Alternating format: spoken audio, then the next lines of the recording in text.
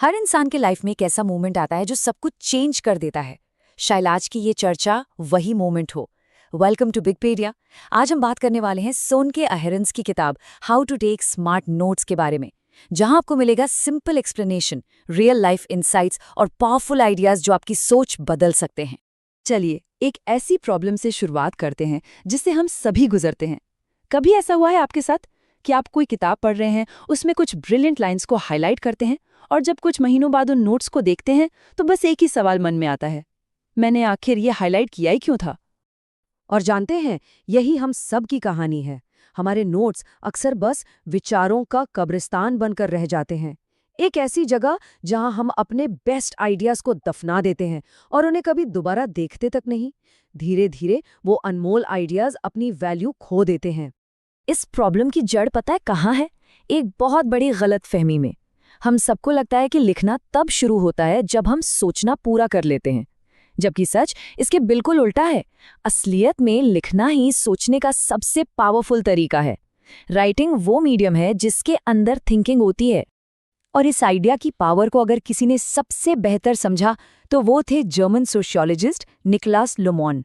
अपनी जिंदगी में उन्होंने 58 से ज्यादा किताबें और सैकड़ों आर्टिकल्स पब्लिश किए। कमाल की बात है ना, जब उनसे इसका राज पूछा गया तो उन्होंने सारा क्रेडिट अपने एक यूनिक नोट टेकिंग सिस्टम को दिया। ल्यूमन का सीक्रेट वेपन था उनका ज़ेटलकास्टन यानी स्लिप बॉक्स। देखिए, ये सिर्फ नोट स्टोर करने की कोई जगह नहीं थी, ये उनके लिए एक डायलॉग पार्टनर जैसा था, एक दूसरा दिमाग जो उन्हें नए आइडियाज डेवलप करने में एक्टिवली मदद करता था। ये एक जिंदा सिस्टम था, कोई पैसिव स्टोरेज बॉक्स नहीं। तो सवाल ये है कि आखिर ये सिस्टम काम कैसे करता था? सोनके अहेरन्स ने इसी सिस्टम को हमारे लिए 3 सिंपल एक्शनेबल स्टेप्स में डिवाइड कर दिया है। ये हैं 3 तरह के स्मार्ट नोट्स। पहला फ्लीटिंग नोट्स, दूसरा लिटरेचर नोट्स और तीसरा परमानेंट नोट्स। चलिए एक एक करके इन्हें आराम से समझते हैं।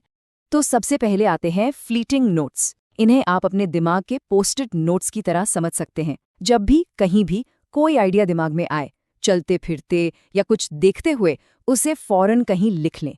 फोन के नोट्स ऐप में या एक नैपकिन पर, कहीं भी चलेगा।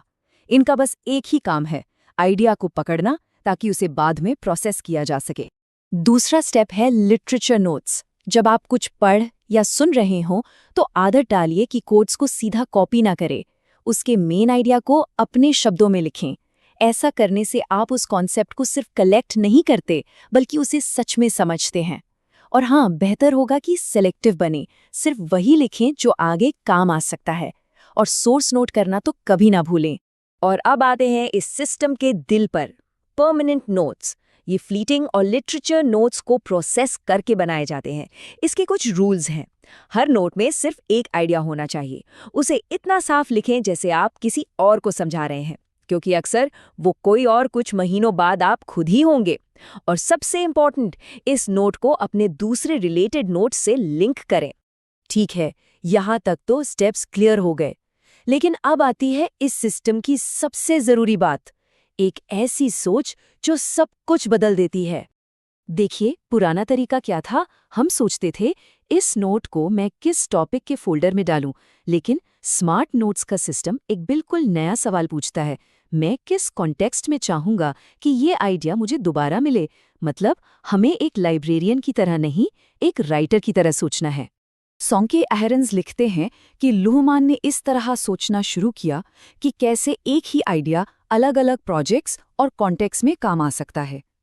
इसका मतलब ये हुआ कि एक नोट की असली पावर इस बात में नहीं है कि उसके अंदर क्या लिखा है, बल्कि इस बात में है कि वो कितने नए रास्ते खोल सकता है, कितने दूसरे आइडियाज से जुड़ सकता है। और जब आप इस तरह से नोट्स को कॉन्टेक्स्ट और कनेक्शंस के जरिए ऑर्गेनाइज करते हैं तो जानते हैं क्या होता है? एक जादू होता है। आपके नोट्स आपसे बात करने लगते हैं। आपको ऐसे ऐसे सरप्राइजिंग कनेक्शंस दिखते हैं जो आपने कभी सोचे भी नहीं थे। आपका सिस्टम खुद ब खुद नए आइडियाज जनरेट करने लगता है। तो इसका लॉन्ग टर्म फायदा क्या है? आपको कभी ब्लैंक पेज का डर नहीं सताएगा। नए आइडियाज आसानी से मिलेंगे। आपके दिमाग में आइडियाज का एक जाल बन जाता है। और सबसे बड़ी बात, आपकी सोच आपके सामने दिखने लगती है जिसे आप शेप कर सकते हैं।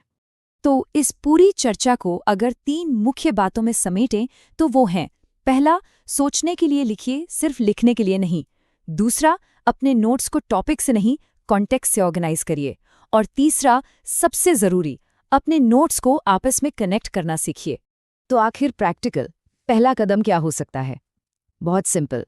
आज जब भी आप कुछ पढ़ें, चाहे एक आर्टिकल या एक बुक का चैप्टर, उसके मेन आइडिया को अपने शब्दों में बस कहीं लिख लें। सिर्फ इतना सा। यहीं से इस सफ़र की शुरुआत होगी। ज़रा सोचिए, क्या हो अगर आपके नोट्स सिर्फ इन्फॉर्मेशन स्टोर ना करें, बल्कि आपके साथ सोचें। अगर आपको ये वीडियो वैल्यूएबल लगा हो तो लाइक ज़रूर करें और ऐसे ही पावरफुल आइडियाज़ के लिए चैनल को सब्सक्राइब करें। और अगर आप अपनी थिंकिंग को नेक्स्ट लेवल पे ले जाना चाहते हैं तो स्क्रीन पर जो नेक्स्ट वीडियो आ रहा है उसे ज़रूर देखें। वहीं से आपका रियल ट्रांसफॉर्मेशन स्टार्ट होगा। मिलते हैं नेक्स्ट वीडियो में बुकपीडिया के साथ।